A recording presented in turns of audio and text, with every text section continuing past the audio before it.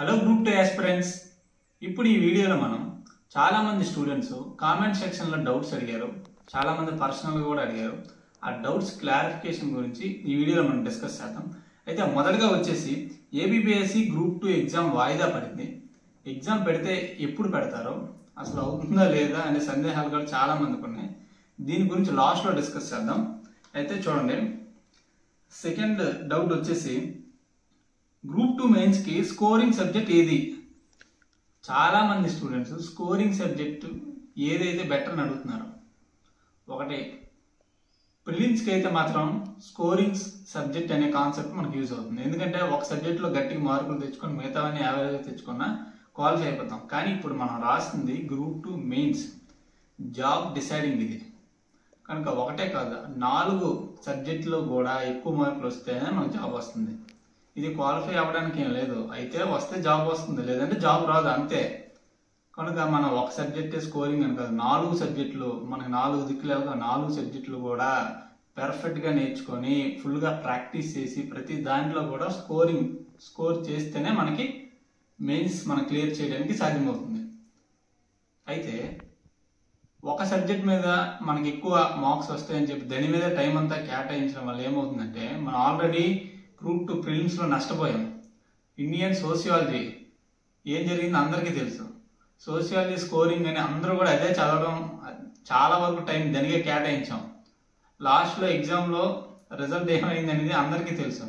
కనుక ఎప్పుడు కూడా ఒకే సబ్జెక్ట్ మీద రిలే అవ్వకుండా, ఇది మెయిన్స్ కాబట్టి 4 సబ్జెక్టులు కూడా ఈక్వల్ మనం టైం కేటాయించి ఈక్వల్గా హార్డ్ వర్క్ చేసి దాని మీద ఫుల్ ఎఫర్ట్స్ పెడితే ఖచ్చితంగా అయితే క్లియర్ చేయగలం.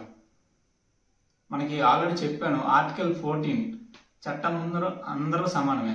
సేమ్ అదే విధంగా ఈ ఎగ్జామ్కి 4 సబ్జెక్టులు కూడా సమానంగానే మనం చదవాలి. ఇక్కడ మరొక విషయం కూడా చెప్తాను చూడండి, మనకి బాగా వచ్చిన సబ్జెక్ట్ కాకుండా మనకి బాగా డౌట్ ఉన్న సబ్జెక్ట్ మీద ఎక్కువ ఫోకస్ పెట్టండి ఈ టైంలో.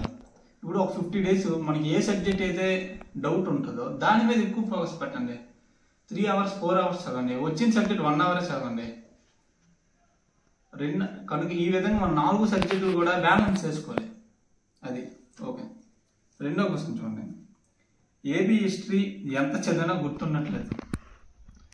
ఇది అందరికీ ఉన్న సమస్య. ఇది హిస్టరీని మనం ఎలాగంటే దానికి ఏం లేదు, సింపుల్గా హార్డ్ వర్క్ ప్రాక్టీస్ వీలైనంత వరకు మన ఫ్రెండ్స్ ఎవరైతే సీరియస్ ఆస్పిరెంట్స్ ఉంటారో వాళ్ళతో కలిసి డిస్కస్ చేయడం, క్వశ్చన్స్ మనమే ఫ్రేమ్ చేసుకొని ఎక్స్చేంజ్ చేసుకోవడం. అంతకు మించి హిస్టరీకి ఇంకో ఆల్టర్నేట్ లేదు. హార్డ్ వర్క్, ప్రాక్టీస్, డిస్కషన్, ఇంతే. ఇవి ఎంత చేస్తే మనకి హిస్టరీ అంత గుర్తుంటుంది. ఓకే. పాలిటిక్స్ సంబంధించి ఆర్టికల్స్ చదవాలా లేదా కాన్సెప్చువల్గా చదవాలా? పాలిటీ వచ్చేసి డైరెక్ట్గా ఆర్టికల్స్ అడిగే రోజులు పోయాయి. పలానా ఆర్టికల్ ఇచ్చి ఇది దేనికి సంబంధించింది అని అడిగే రోజులు అయితే పోయాయి. మొన్న రీసెంట్గా జరిగిన గ్రూప్ 1 ప్రిలిమ్స్ పేపర్ చూడండి ఒకసారి. అసలు ఇంతవరకు టచ్ చేయలేని కాన్సెప్ట్స్ కూడా అడిగాడు. విప్ గురించి అడిగాడు, ప్రైవేట్ మెంబర్ బిల్స్ గురించి అడిగాడు. అసలు ఎలాంటి బిల్స్ గవర్నర్ ప్రెసిడెంట్కి ఖచ్చితంగా రికమెండ్ చేయాలి అంటే ఇంతవరకు ఎగ్జామ్లో అడగనివి కాన్సెప్ట్స్ మనం చదివేటప్పుడు నెగ్లెక్ట్ చేసే టాపిక్స్ మీద ఎక్కువ క్వశ్చన్స్ అడిగాడు.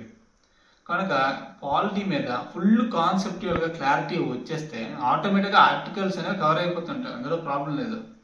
ఒకసారి మన గ్రూప్ 1 ప్రిలిమ్స్ పేపర్ తీయండి, స్టడీ చేయండి, మీకే అర్థమైపోతుంది పాలిటీ మనం ఏ రేంజ్లో చదవాలి, ఎలా చదవాలండి. ఓకే. నెక్స్ట్ వచ్చేసి చూడండి, పాలిటీ క్లాసెస్ ఇక నుంచి చెప్పచ్చు కదా సార్, లక్ష్మీకాంత్ ఎక్స్ప్లెయిన్ చేయండి. ఈ పాలిటీ క్లాస్ అయితే రెగ్యులర్గా డీటెయిల్గా లక్ష్మీకాంత్ బుక్ ఎక్స్ప్లెయిన్ చేద్దాం అనుకున్నాం, కానీ టైం అయితే అడ్జస్ట్ అవ్వట్లేదు. కానీ ఒకటైతే చేస్తాను, ప్రతి యూనిట్ నుంచి కూడా ఇంపార్టెంట్ కాన్సెప్ట్స్ మీద బిట్లు తయారు చేసి ఈసారి టైం గ్యాప్ ఏమన్నా 2 daysకి ఒకసారి, ఎవ్రీ 2 daysకి ఒక పాలిటీ మీద యూనిట్ వైజ్గా అనేది బిట్స్ అయితే ఎక్స్ప్లెయిన్ చేస్తాను. చెయ్యాలా వద్దనేది మీరు కామెంట్ చేయండి. పాలిటీ మీద చేయాలా, సైన్స్ అండ్ టెక్నాలజీ మీద చేయాలా అనేది మీరు ఒకసారి కామెంట్ చేయండి. అలాగైతే కంటిన్యూ చేస్తాను. 2 daysకి ఒకసారి మాత్రం డిలే చేయకుండా మాత్రం వీడియో చేస్తాను. నెక్స్ట్ వచ్చేసి కన్సిస్టెన్సీ మిస్ అవుతుంది. ఎంత చదవాలనుకున్నా చదవలేకపోతున్నాం. ప్రజెంట్ ఇది అందరికీ ఉన్న ప్రాబ్లమే. కన్సిస్టెన్సీ మిస్ అవుతుందంటే దానికి సొల్యూషన్ ఎవరిని అడగాలి? దానికి సొల్యూషన్ కూడా మనలోనే ఉంది. కన్సిస్టెన్సీ అనేది ఒక్క చదువులోనే కాదు, లైఫ్లో ఏ పనిలోనైనా కన్సిస్టెన్సీ మిస్ అయితే మనం ఫెయిల్ అయిపోతాం. ఎగ్జామ్లోనే మనం చదివేటప్పుడు ఎలా కన్సిస్టెంట్గా చదువుతామో లైఫ్లో కూడా అంతే. For suppose daily morning running వెళ్ళాలనుకున్నాం అనుకోండి, ఏదైనా పని కన్సిస్టెన్స్గా మార్నింగ్ లేచి అదే టైంకి రన్నింగ్కి వెళ్ళాలి. అంటే ఒక పని చేయాలనుకుంటే ఎంత కష్టమైనా సరే మనమే చేయాలి, మన బదులు పక్కవాడు చేయడు. మనకి ఎప్పుడైతే కన్సిస్టెన్సీ మనం మిస్ అవుతుంది అనుకుంటున్నామో సెల్ఫ్ మోటివేషన్ అనేది ఇంపార్టెంట్. మనకి మోటివేషన్ కూడా ఎవరో చేయరు, కాంపిటేటివ్లోనే మనకు మనమే మోటివేషన్ చేసుకోవాలి. మోటివేషన్ ఎక్కడి నుంచి వస్తుందంటే మీరే ఒకసారి ఇమాజిన్ చేసుకోండి, మన ప్రజెంట్ ఉన్న పొజిషన్ ఏంటి. ఒకవేళ ఎగ్జామ్ కొట్టాక మన జీవితంలో ఎటువంటి మార్పులు వస్తాయి? మన లైఫ్ స్టైల్ మారుతుందా? మన స్టాండర్డ్ ఆఫ్ లివింగ్ ఏమైనా చేంజ్ అవుతుందా? మన ప్రజెంట్ మనం చూస్తున్న సొసైటీ మన ఎగ్జామ్ కొట్టాక మనల్ని ఎలా చూస్తుంది అనేది మీకు మీరే క్వశ్చన్ చేసుకోండి. చాలు, ఆటోమేటిక్గా మనకి మోటివేషన్ అనేది వస్తుంది. అదొకటి చాలు మనకి. మరొకటి ఏంటంటే మన కాంపిటేటివ్ ఎగ్జామ్కి ఎంత మనం ఛాలెంజింగ్గా ప్రిపేర్ అవుతామో, వన్స్ ఈ గవర్నమెంట్ జాబ్ వచ్చాక కూడా లైఫ్ అంతే ఛాలెంజింగ్గా ఉంటుంది. వన్స్ జాబ్ కొట్టా కూడా ఇక్కడి నుంచి ప్రశాంతంగా ఉంటుంది అని అనుకుంటే మాత్రం చాలా తప్పు. ప్రభుత్వ విధానాలతో మమేకమై మనం ముందుకు వెళ్లాల్సి వస్తుంది. ప్రతిరోజు కూడా మనకు ఛాలెంజింగ్గా ఉంటుంది అండ్ మరియు ఎంతో సర్వీస్ కూడా చేయొచ్చు. ఎందుకంటే ప్రజెంట్ నేను ఆల్రెడీ గవర్నమెంట్ సర్వీస్లో ఉన్నాను కాబట్టి నాకు డైలీ గవర్నమెంట్ పాలసీస్తో వర్క్ చేస్తాను కాబట్టి మీకు చెప్తున్నాను. ఓకే, కన్సిస్టెన్సీ ఎప్పుడైనా మిస్ అయితే సెల్ఫ్ మోటివేషన్ అనేది చాలా ముఖ్యమైనది. ఆ మోటివేషన్ కూడా ఒకసారి మనకు మనమే క్వశ్చన్ చేసుకుంటే చాలు. ఎగ్జామ్ మనం క్లియర్ చేసి జాబ్లోకి వెళ్తే మన లైఫ్ స్టైల్ ఎలా ఉంటుంది? మన పేరెంట్స్కి రిజల్ట్స్ వచ్చిన రోజు అమ్మ నాన్న నేను ఎగ్జామ్ గ్రూప్ 2 క్లియర్ చేశాను, డిప్యూటీ తహసీల్దార్ కొట్టానని చెప్తే ఆ హ్యాపీనెస్ ఎలా ఉంటుంది అనేది మీకు మీరే ఇమాజిన్ చేసుకోండి. అంతే, దానికి మించి ఇంకేం లేదు. ఇంగ్లీష్ మీడియం వాళ్ళు తెలుగు బుక్స్ చదవచ్చా?